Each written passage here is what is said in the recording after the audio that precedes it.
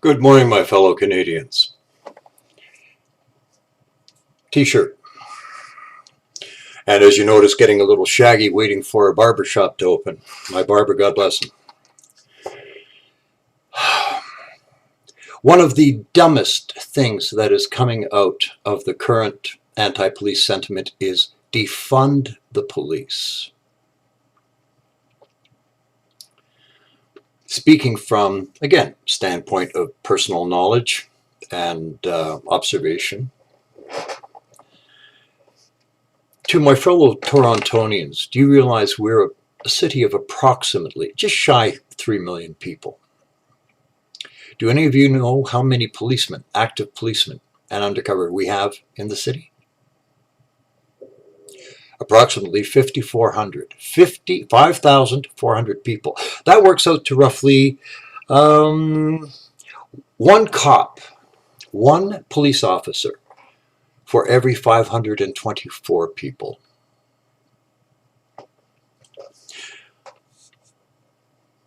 I'm not going to go into my personal life experience. The vast majority of Torontonians, and indeed Canadians, never encounter mindless violence, never meet the seamy underbelly of the people who inhabit the city.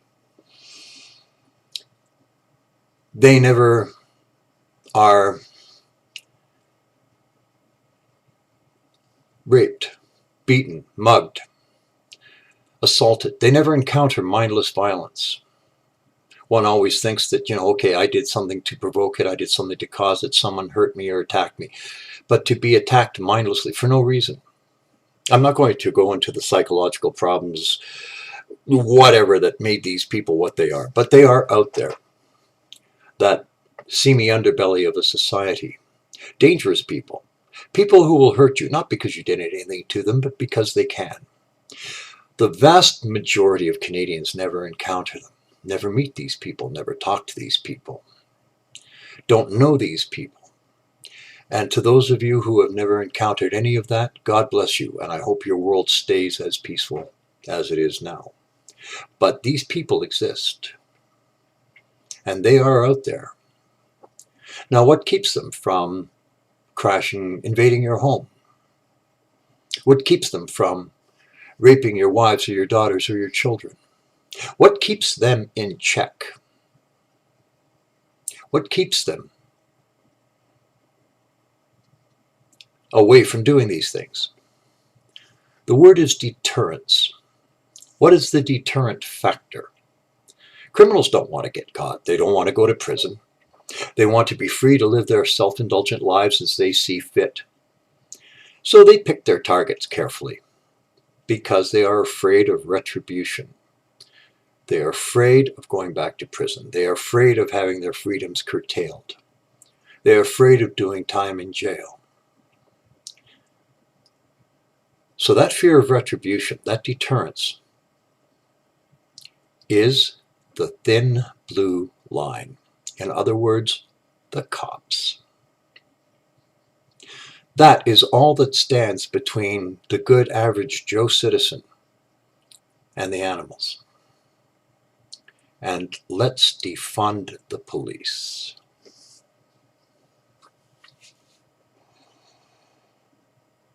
Really, you morons, you half-wits, you brainwashed freaking snowflakes. You haven't got a freaking clue. The show CSI, it became very popular, CSI Las Vegas. There was a great line in there, and I really loved it, when Grissom turns to Brass, the cop. And he said, if people knew what was out there hunting them, they'd never leave their homes. That is more true than many of you know or acknowledge.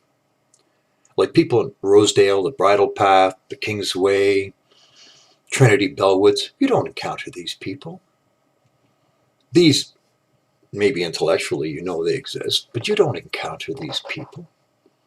They're not part of your demographic. That happens someplace else. to other people.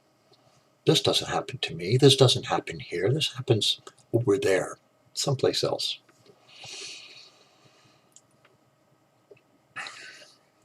Remove those checks and balances. Remove that deterrence. Oh, it'll never happen in Canada. Really? Older people like me remember when the Montreal police went on strike. When the animals realized the cage doors were open. No one was going to respond to business alarms. No one was going to respond to a 911 call. No one was going to respond to a rape or a robbery or a mugging or a home invasion. No one was going to respond. And I can do whatever I want. And there's no one to stop me.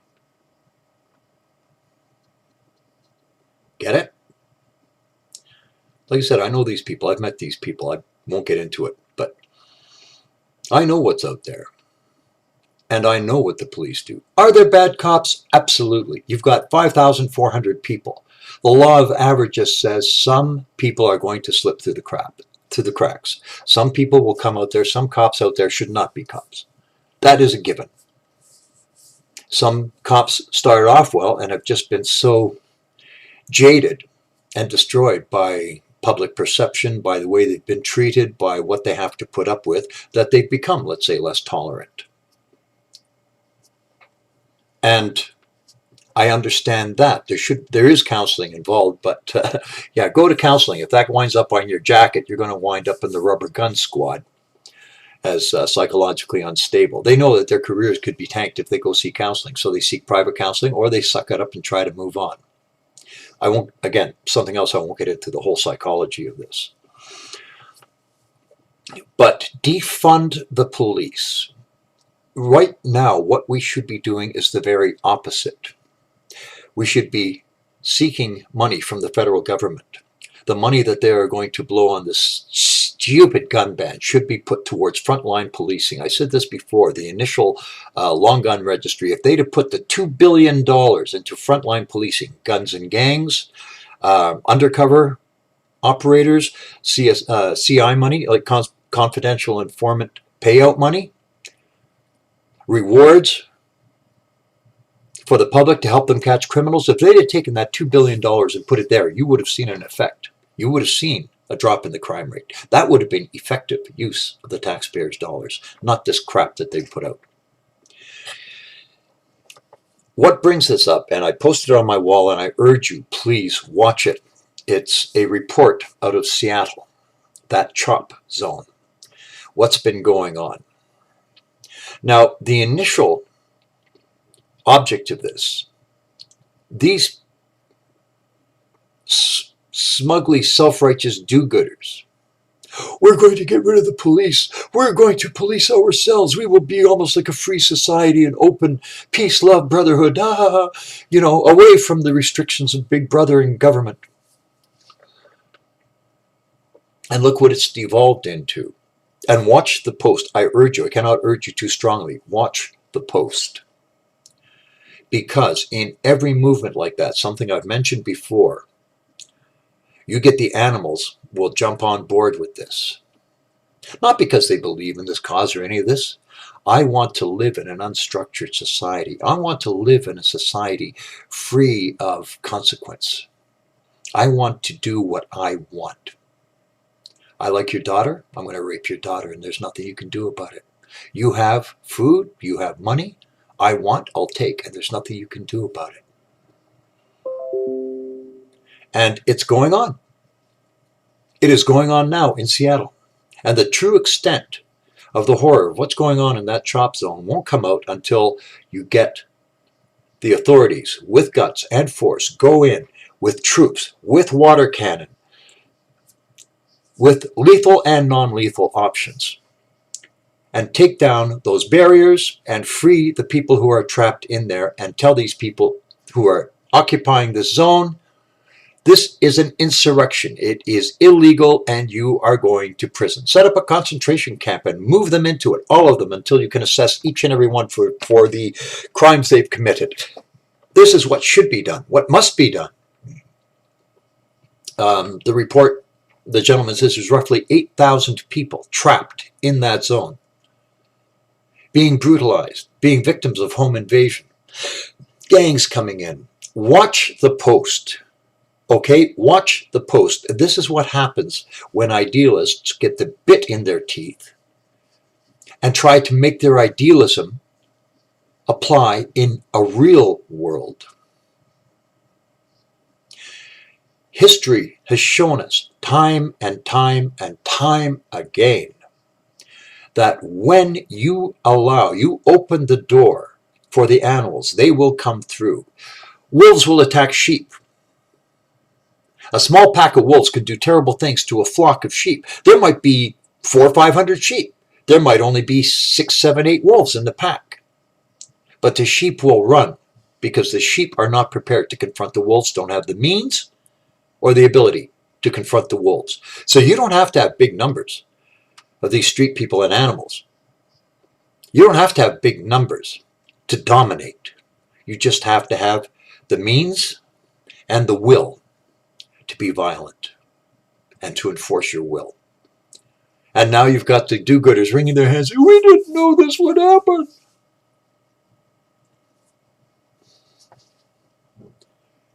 I know what would happen if you removed those deterrents, if you removed those checks and balances. And myself and a lot of my friends know what would happen if you remove those checks and balances, the things that keep the animals at bay. Those cage doors are locked for a reason. Defund the police. Oh, my sweet, gentle God. Talk to a cop, retired or active. Listen to their stories, what they live with, what they go through, the abuse they take, the scrutiny they're under.